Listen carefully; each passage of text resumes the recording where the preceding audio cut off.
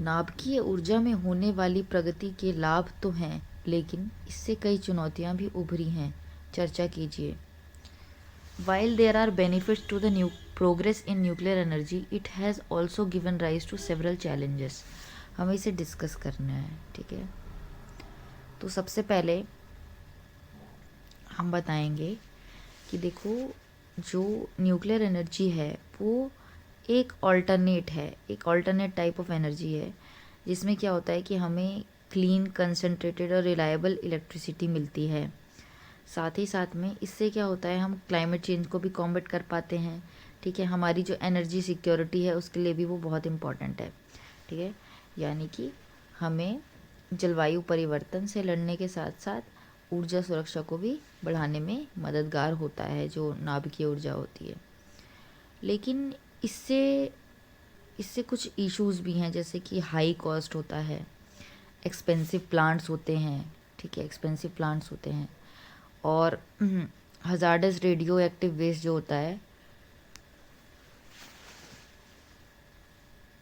वो जनरेट होता है, ठीक है। और साथ ही साथ में कुछ एक्सीडेंट्स का रिस्क होता है, जैसे चेरनोबिल हो गया, फुकुशिमा हो गया, ये सब पे हुआ था। साथ ही साथ में लैंड एक्विजिशन जैसी प्रॉब्लम, तो इसकी वजह से चैलेंज बढ़ जाता है, ठीक है। और इसको चैलेंज को बढ़ाने के लिए हमें बेहतर नीतियाँ और नवाचार दोनों अपनाने होंगे। तो ऐसे हम स्टार्ट करेंगे। फिर मेन बॉडी में हम सबसे पहले लिखना है कि मेजर बेनिफिट्स क्या होंगे जो न्यूक्लियर एनर्जी में हम प्रोग्रेस कर रहे हैं। तो सबसे पहले हम बताएंगे कि देखो, स्वच्छ है और साथ ही साथ में जो कार्बन उत्सर्जन है वो बहुत कम करता है। इसमें हम नेट ज़ीरो अपना मेंशन कर देंगे, ठीक है। और ऊर्जा सुरक्षा और बेस लोड पावर, ये बता रहा है कि नाभिकीय संयंत्र जो है 24/7 यानी कि 24 घंटे जो है ये स्थिर बिजली प्रदान करता है। और कोयले एवं आयातित तेल पर निर्भर घटती है, हमारी निर्भरता घट जाती है ना, इम्पोर्ट डिपेंडेंसी घट जाती है। फिर है उच्च ऊर्जा घनत्व यानी हाई एनर्जी डेंसिटी, जो एनर्जी प्रोडक्शन होता है ज़्यादा हो पाता है और कम फ्यूल इस्तेमाल होता है। फिर आता है टेक्नोलॉजिकल सेल्फ रिलायंस यानी कि तकनीकी आत्मनिर्भरता। इसमें क्या है कि भारत जो है, जो 3 स्टेज प्रोग्राम है हमारा थोरियम बेस्ड, ठीक है। और इससे क्या होता है कि सेल्फ रिलायंट इंडिया की तरफ हम बढ़ पाते हैं। फिर है रणनीतिक और भू राजनीतिक महत्व, नाभिकीय तकनीकी से भारत वैश्विक स्थिति और कूटनीतिक क्षमता को सुदृढ़ करता है, ठीक है। फिर अब हमें चैलेंजेस भी बताने हैं इसके, ठीक है। चैलेंजेस में हमें बताना होगा कि देखो, हाई कॉस्ट होती है, ठीक है। और रेडियो वेस्ट और एक्सीडेंट का रिस्क होता है, लैंड एक्विजिशन, वो जो ऊपर अभी बात की थी ना इंट्रोडक्शन में, सेम। उसके बाद आप वे फॉरवर्ड बताओगे कि देखो, अत्याधुनिक जो सेफ्टी प्रोटोकॉल्स है और रेगुलेशंस हैं वो ज़रूरी है। साथ ही साथ में ट्रांसपेरेंट पब्लिक डायलॉग होना चाहिए और लॉन्ग टर्म सॉल्यूशंस होने चाहिए रेडियो एक्टिव वेस्ट के लिए।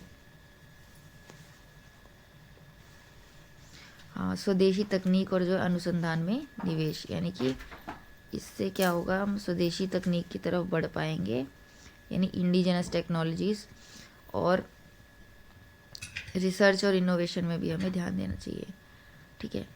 1 मिनट रुको, 1 मिनट।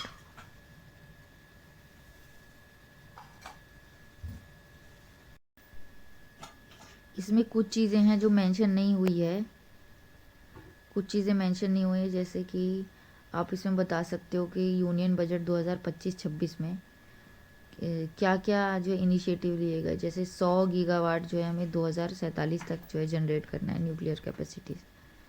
साथ ही साथ में हम इंडिजिनस न्यूक्लियर टेक्नोलॉजी और पब्लिक प्राइवेट कोलैबोरेशन पे ध्यान देंगे, ठीक है। न्यूक्लियर एनर्जी मिशन हो गया और स्मॉल मॉड्यूलर रिएक्टर्स जो है उसको बढ़ा रहे हैं हम, उसमें रिसर्च एंड डेवलपमेंट कर रहे हैं। तो हमें 5 जो है SMRs जो है वो स्टैब्लिश करने हैं 2033 तक, जिसके लिए 20,000 करोड़ रुपया खर्च किया गया था। साथ ही साथ में हम बता सकते हैं कि एटॉमिक एनर्जी एक्ट और civil liability for nuclear damage act दोनों में अमेंडमेंट किया गया, ठीक है।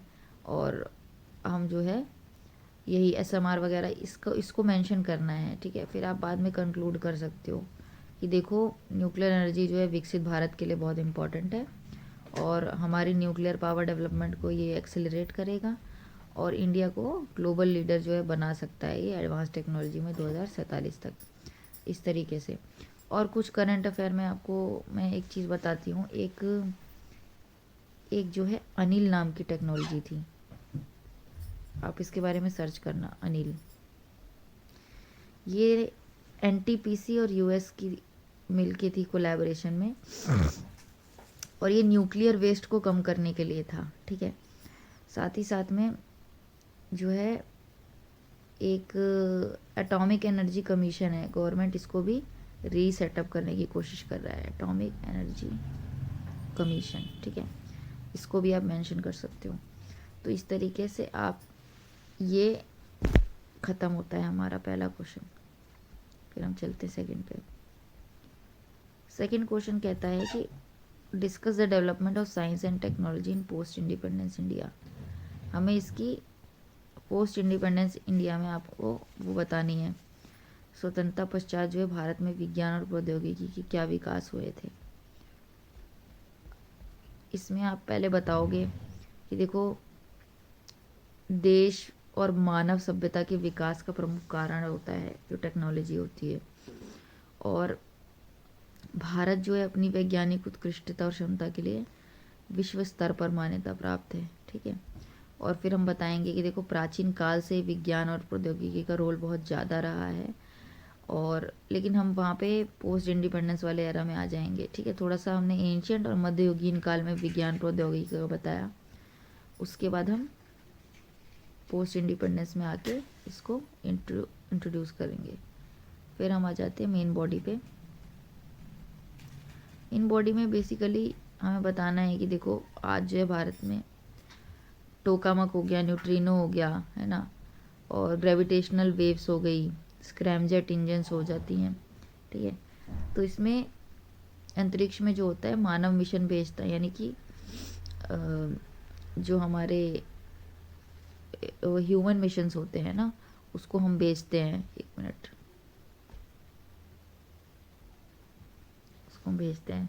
फिर हम स्वतंत्रता बाद के जो है प्रारंभिक चरण को देखेंगे कि क्या क्या होता है 1947 से 1964 तक का। तो इसमें पहला हम बताएंगे कि देखो जो साइंटिफिक पॉलिसी रेजोल्यूशंस था वो लिया गया था 1958 में, और बहुत सारी हमने IITs सेटअप की, ठीक है। ये नेहरू एरा जो था उसमें बहुत IIT सेटअप होती हैं, CSIR हो गया, DRDO हो गया, बार्क हो गया, ICMR हो गया, ये सब सेटअप होते हैं। एटॉमिक एनर्जी प्रोग्राम होमी जी भाभा लेके आए।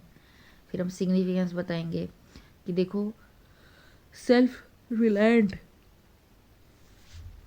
साइंटिफिक कैपेसिटी की जो है फाउंडेशन रखी गई, और हैवी इंडस्ट्रीज़ पे हमने बहुत फोकस किया, ठीक है। कुछ 5 ईयर प्लान्स का भी आप मेंशन कर सकते हो। फिर बताएंगे हम कि देखो आज का आत्मनिर्भर भारत है वो क्रिटिकल टेक्नोलॉजीज़ में जो है ये के थ्रू इसको मॉडर्न एक्सपेंशन करना चाहता है, जो नेहरूवियन साइंटिफिक टेम्पर था उसका, क्योंकि नेहरू के टाइम पे बहुत ज़्यादा ये चीज़ हुई थी, जो साइंटिफिक टेम्पर है वो डेवलप किया गया था। पीपल सेंट्रिक टेक्नोलॉजी फेज़ की हम बात करेंगे 1965 से 1980, क्योंकि इसमें सबसे मेन चीज़ है एग्रीकल्चर और डेयरी रेवोल्यूशन हुआ था। इसमें ग्रीन रेवोल्यूशन और वाइट रेवोल्यूशन में ग्रीन में अपना फूड हो गया और वाइट में मिल्क हो गया, ठीक है। लिमिटेशंस हम बताएंगे कि देखो इन्वायरमेंटल डिग्रेडेशन होता है, ठीक है, और रीजनल इनइक्वालिटी,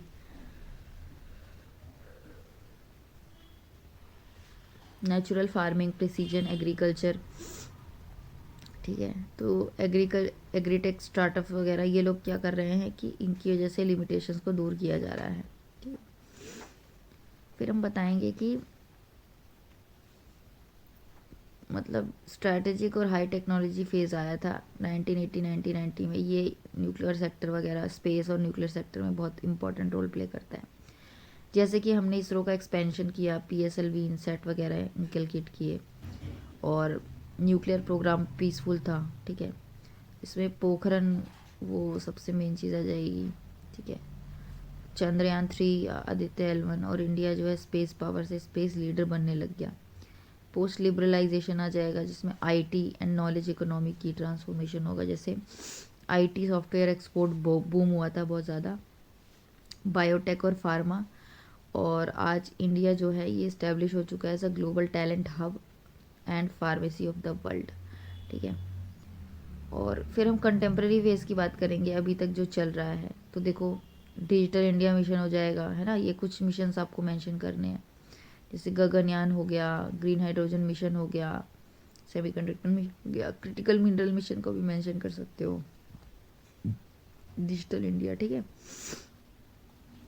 आज जो है डिजिटल पब्लिक इंफ्रास्ट्रक्चर यूपीआई, है ना, ये एक ग्लोबल बेसिकली पब्लिक गुड है, तो इसकी बात करेंगे। फिर हम बताएंगे कि देखो अभी कंटेम्प्रेरी सिग्निफिकेंस क्या है। तो हम बताएंगे कि ये सिर्फ एक इनोवेशन के मीन्स नहीं है, लेकिन ये कॉर्नरस्टोन बन चुका है सोशियो इकोनॉमिक ट्रांसफॉर्मेशन का। जो कंट्रीज़ के बीच में इंटरडिपेंडेंस है वो बढ़ गई, और नेशनल सिक्योरिटी, ग्लोबल लीडरशिप, हर चीज़ का। साथ ही साथ में जो डेवलपिंग कंट्रीज़ हैं जैसे कि इंडिया हो गया, तो इनके लिए तो मोस्ट पावरफुल इंस्ट्रूमेंट है इंक्लूसिव ग्रोथ। अगर हम लाना चाहते हैं सस्टेनेबल डेवलपमेंट, तो उसके लिए बहुत ज़रूरी है। ठीक है।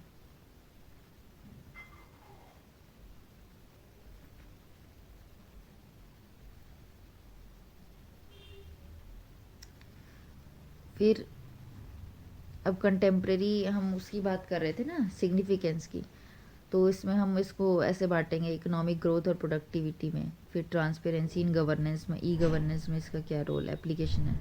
तो इसमें आप बेसिकली एप्लीकेशन बताओगे कि एग्रीकल्चर हो गया, हेल्थ सेक्टर हो गया, फूड सिक्योरिटी हो गई, और एनर्जी में किस तरीके से हम इस्तेमाल कर रहे हैं। ठीक है। चैलेंजेस में नैनोटेक वगैरह का भी इसमें आप जिक्र करोगे, नैनो टेक्नोलॉजी हो गई।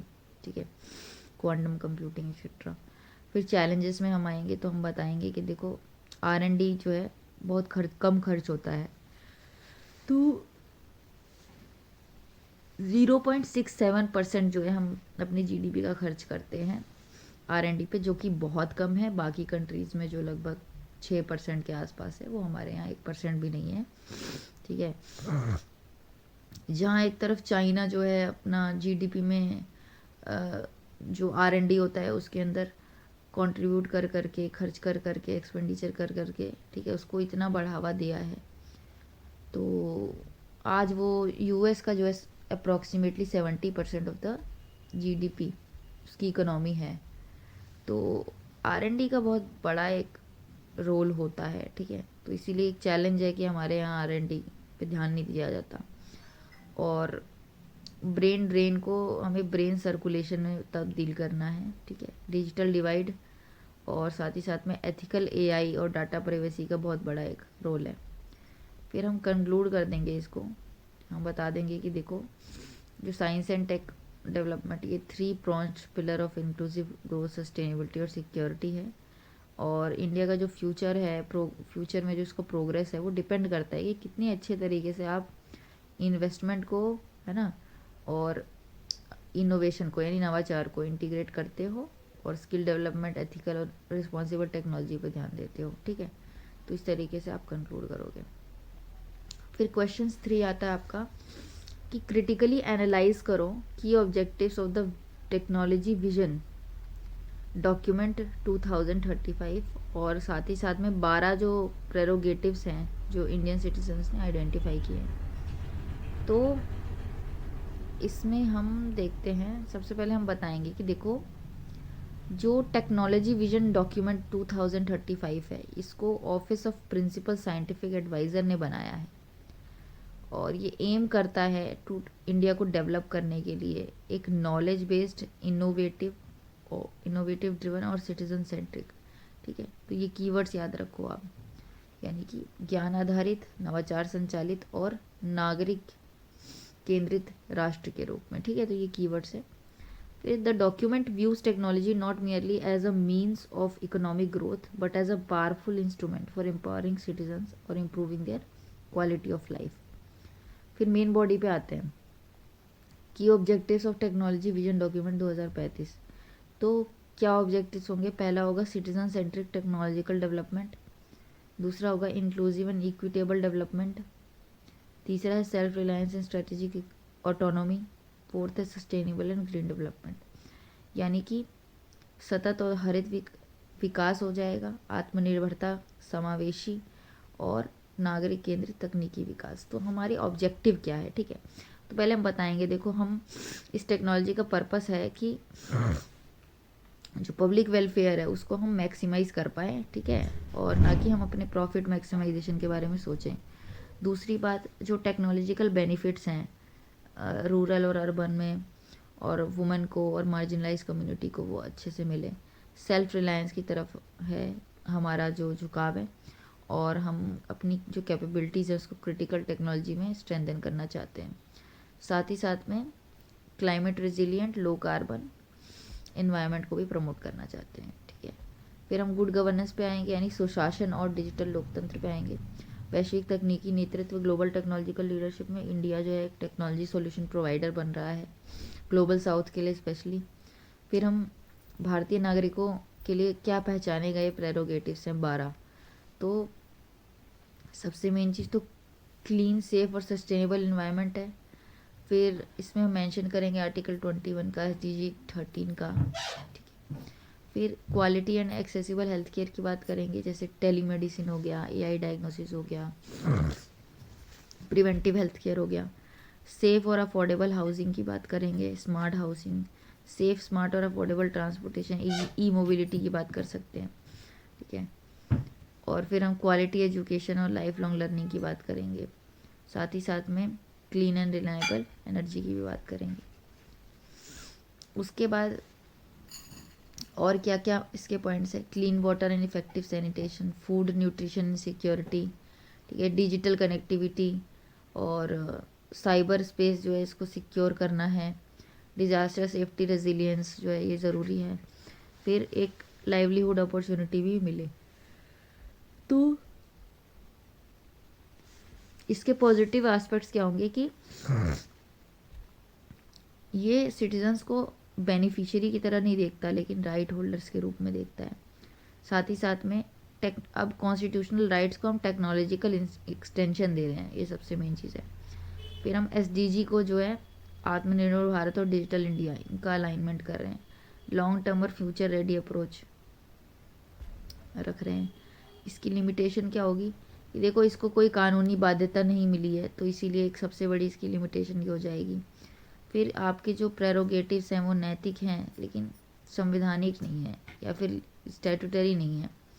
फिर है कि डिजिटल डिवाइड बहुत ज़्यादा है और इम्प्लीमेंटेशन गैप है, जैसे vision 2035 versus current institutional capacity. फिर हम देखते हैं कि ये थ्रेट टू प्राइवेसी भी है, और कोऑर्डिनेशन जो है सेंटर, स्टेट और मिनिस्ट्रीज के बीच में वो इतना नहीं देखा जाता, ठीक है। फिर वे फॉरवर्ड में हम क्या लिखेंगे कि देखो जो आप प्रेरोगेटिव्स बता रहे हो इसको आप राइट बेस्ड पॉलिसी फ्रेमवर्क के रूप में लेके आओ, और स्टेट टेक्नोलॉजी विजन अलाइनमेंट करो स्टेट्स के लिए, और टेक्नोलॉजी इम्पैक्ट असेसमेंट बहुत ज़रूरी है। साथ ही साथ में ethical AI, data protection, digital literacy और पब्लिक प्राइवेट एकेडेमिया जो हमारी पार्टनरशिप है वो बहुत ज़रूरी है, ठीक है। तो इसके बाद आपको कंक्लूड कैसे करना है, और कंक्लूड करना है कि देखो 12 प्रेरोगेटिव्स जो आइडेंटिफाई किए गए हैं Indian citizen by the technology vision document है, क्लियरली इंडिकेट करता है कि इंडिया जो है टेक्नोलॉजी को कैसे देखता है। सिर्फ एक इकोनॉमिक एफिशिएंसी की तरह नहीं देखता है, लेकिन सिटीजन्स की डिग्निटी, इक्वालिटी और सोशल जस्टिस को भी इंश्योर करने का टूल देखता है। हाउएवर क्रिटिकल पर्सपेक्टिव से देखें तो ये करेंटली ऐसा दिखता है कि जो पॉलिसी लेवल जो एस्पिरेशंस हैं वैसा लगता है, लीगल राइट नहीं लगता है। तो डिजिटल डिवाइड जो हो गया है ना, इसमें इंस्टीट्यूशनल कैपेसिटी जो है उसकी कमी है, और इसको ठीक करने के लिए साथ ही साथ में डाटा प्राइवेसी का रिस्क होता है, सर्विलांस और टेक्नोलॉजी फर्स्ट अप्रोच जो है, इससे बहुत सारे इंक्लूसिव चैलेंजेस भी उभर के आते हैं। इसीलिए ज़रूरी है कि इसको इम्प्लीमेंट किया जाए with in a right based framework, ठीक है, राइट बेस्ड फ्रेमवर्क के तहत, साथ ही साथ में एथिकल टेक्नोलॉजी के साथ, और ह्यूमन सेंट्रिक डिज़ाइन होना चाहिए। ठीक है, तो इस तरीके से आप इसको कंक्लूड करोगे। देन हम क्वेश्चन 4 पे आते हैं कि science and technology driven diplomacy has become an important pillar of India's foreign policy, critically analyze this statement using recent example and highlight the challenges it faces। तो हमें बताना है कि देखो, विज्ञान और प्रौद्योगिकी संचालित कूटनीति, ठीक है, science and tech driven diplomacy, ये भारत की विदेश नीति का महत्वपूर्ण स्तंभ कैसे है ना, उदाहरणों के साथ हमें इसको क्रिटिकल एनालिसिस करना है। ठीक है, पॉजिटिव नेगेटिव सारे एस्पेक्ट्स बताने हैं। तो हम सबसे पहले बताएंगे कि 21st सेंचुरी में जो है, सेंचुरी को century of knowledge, innovations, technology बोला जाता है। और आज जो है इंटरनेशनल रिलेशन में जो पावर है वो सिर्फ मिलिट्री बेस्ड नहीं है, वो इकोनॉमिक फोर्सेस की भी पावर देखी जाती है। ठीक है, और ये जो है साइंटिफिक कैपेबिलिटीज़ और टेक्नोलॉजिकल डोमिनेंस भी बहुत ज़्यादा मैटर करता है। साथ ही साथ में हम बताएंगे कि देखो, इस कंटेक्स्ट में साइंस और टेक्नोलॉजी ड्रिवन डिप्लोमेसी होती है, ये एक major strategic and essential pillar बना है इंडिया की फॉरेन पॉलिसी का। ठीक है, अब वो फॉरेन पॉलिसी नहीं होती है देशों की जो सिर्फ मिलिटराइजेशन पे फोकस करो, अपने मिलिट्री को स्ट्रॉन्ग करने में लगा रहे। ठीक है, इंस्टेड इकोनॉमिक फोर्सेस कितनी स्ट्रॉन्ग है आपका, ठीक है, वो, और आपकी इकोनॉमी की इंटरडिपेंडेंस क्या है कंट्रीज़ के साथ, वो बहुत ज़्यादा मैटर करती है। फिर है meaning of science and technologies diplomacy, इसका हम बताएंगे इसका मतलब। ठीक है, तो देखो, जो SNT डिप्लोमेसी है, इसमें क्या होता है कि हम साइंटिफिक नॉलेज का यूज़ करते हैं, टेक्नोलॉजिकल इनोवेशन का, रिसर्च कोलैबोरेशन का, as a diplomatic tool between countries to protect national interest और एड्रेस करते हैं ग्लोबल प्रॉब्लम्स को। ठीक है, तो की डायमेंशंस क्या होंगे इसके साइंस एंड टेक डिप्लोमेसी के इंडियन फॉरेन पॉलिसी में? सबसे पहला आ जाएगा स्पेस डिप्लोमेसी। इसमें हम बताएंगे कि देखो, जो इंडिया है इसने अपने आप को डिस्टिंग्विश कर लिया है ग्लोबली सारी कंट्रीज से, क्योंकि इसरो के थ्रू हमें लो कॉस्ट और हाई क्वालिटी स्पेस सर्विसेज मिलती हैं। एग्जांपल्स में हम डाल देंगे कि अभी PSLV है ना, और अभी LVM-3 करके, ठीक है, उसकी बात करेंगे।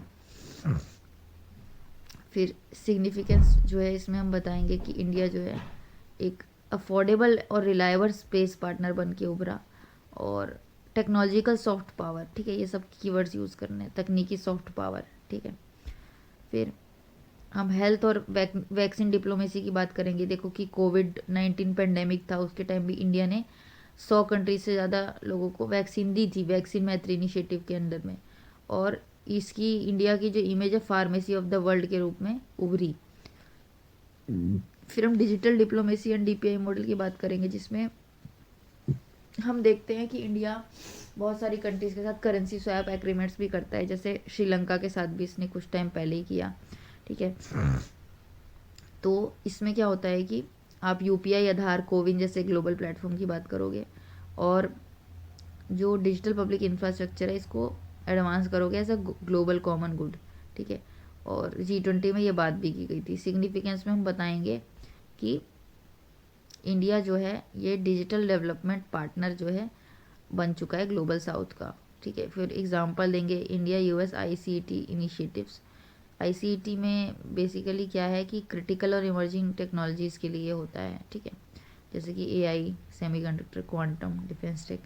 स्ट्रेटेजिक इंपॉर्टेंस इसमें यही होगी कि इंडिया का जो पार्टिसिपेशन है ग्लोबल सप्लाई चेन में वो बढ़ेगा, और टेक्नोलॉजिकल डिपेंडेंस जो है वो कम होगी।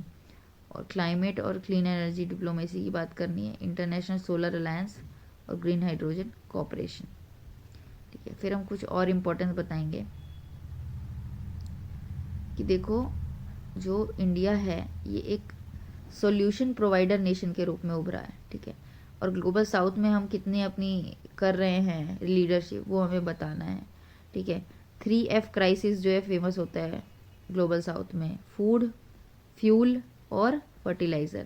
ठीक है, उन तीनों के लिए हम हेल्प कर रहे हैं। अफ्रीकन यूनियन को कैसे उसकी मेंबरशिप दिलवाते हैं G20 में, उसकी बात करेंगे। अफ्रीका के साथ हम अफ्रीका के साथ साथ और भी जो ग्लोबल साउथ कंट्रीज़ हैं उनके साथ कैसे हम एक सामंजस्य बिठा के रखते हैं और उनकी आवाज़ हम ग्लोबल प्लेटफॉर्म्स पे उठाते हैं। सामरिक एवं आर्थिक लाभ जैसे कि रक्षा तकनीक हो गया, सेमीकंडक्टर स्टार्टअप है ना, और कुछ चुनौतियां भी हैं इसकी। जैसे देखो भारत के पास एक लॉन्ग टर्म फ्रेमवर्क नहीं है साइंस डिप्लोमेसी को लेके, ठीक है। और strategic autonomy versus technological alliance हो जाता है कि हम कोऑपरेशन करते हैं यूएस के साथ, क्वाड के साथ, ईयू के साथ, लेकिन मेनली हम इंडिपेंडेंट डिसीजन मेकिंग जो है अभी भी नहीं कर पा रहे हैं। और लिमिटेड इन्वेस्टमेंट्स जो हम कर रहे हैं आर.एन.डी में, परसेंटेज ऑफ जीडीपी ऑन आर.एन.डी बहुत कम है जो हम खर्च करते हैं। ग्लोबल टेक कंपटीशन में ये ना, इसमें क्या होता है कि चाइना यूएस टेक वॉर को बैलेंस करना बहुत दिक्कत हो जाती है और इसकी वजह से ना प्रोटेक्शनिज्म भी बहुत बढ़ता है। लैक ऑफ इंस्टीट्यूशनल कोऑर्डिनेशन से हम देखते हैं कि जो इंस्टीट्यूशंस हैं जैसे मिनिस्ट्री ऑफ एक्सटर्नल अफेयर्स और फिर साइंटिफिक इंस्टीट्यूशन इंडस्ट्रीज, तो इनके बीच में हमें सिनर्जी देखने को नहीं मिलती है। फिर हम इसमें वे फॉरवर्ड बताएंगे कि देखो हम national science and technology diplomacy policy create कर सकते हैं और साइंस डिप्लोमेट्स जो है फॉरेन सर्विस में इनको भी रिक्रूट कर सकते हैं। इंटीग्रेटेड मॉडल जो है हम एकेडमिया इंडस्ट्री डिप्लोमेसी की बना सकते हैं। और ग्लोबल साउथ जो है फोकस करेगा टेक कोलैबोरेशन पे, वो भी ज़रूरी है। साथ ही साथ में इंडिजिनस इनोवेशन भी बहुत इम्पॉर्टेंट है, ठीक है। इस तरीके से आप बताओगे, फिर आप कंक्लूजन बताओगे। कंक्लूजन में आपको लिखना है कि साइंस एंड टेक जो है ड्रिवन डिप्लोमेसी बहुत इंपॉर्टेंट बन गया इंडिया की फॉरेन पॉलिसी के लिए। साथ ही साथ में अगर इसको इनेबल नहीं करेंगे तो ग्लोबल टेक्नोलॉजी कंपटीशन होगा बहुत ज़्यादा, और कंट्रीब्यूट करेंगे इसके अंदर कलेक्टिवली हम, तो हम ग्लोबल चैलेंज को इसको एड्रेस कर पाएंगे। और इसमें जो है पॉलिसी की क्लैरिटी चाहिए, लॉन्ग टर्म स्ट्रेटजी चाहिए, बस ये सब चीज़ें हैं, ठीक है। तो इसको आपको ऐसे कंक्लूड कर देना है। तो ये हमने देखे आपके 4 क्वेश्चन जो हमने डिस्कस किए, ठीक है। इसमें स्पेस वाले में मैं आपको 1-2 चीज़ें और देख सकती हूँ जो बताई जा सकती हैं, ठीक है। तो रुको, स्पेस सेक्टर का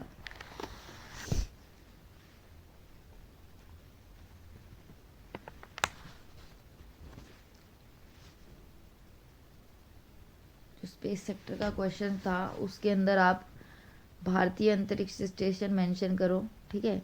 स्पेडेक्स मिशन जो हाल ही में किया उसको मेंशन करो, गगनयान मिशन को मेंशन करो, वीनस ऑर्बिटर मिशन को करो, आदित्य L1 को करो, ठीक है।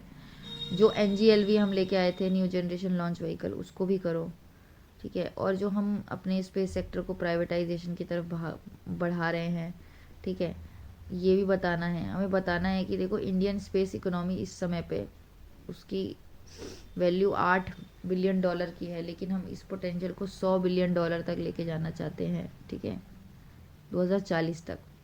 तो ये सब मेंशन करना है हमें, ठीक है। और साथ ही साथ में जो NRF है, ठीक है, रिसर्च फाउंडेशन, उसको भी मेंशन करना पड़ेगा।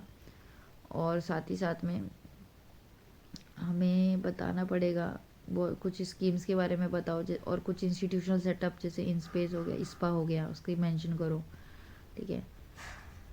तो इस तरीके से आपको कुछ चीज़ें मेंशन करनी होगी। इंडियन स्पेस में कुछ करंट की भी चीज़ें डालनी होंगी, ठीक है।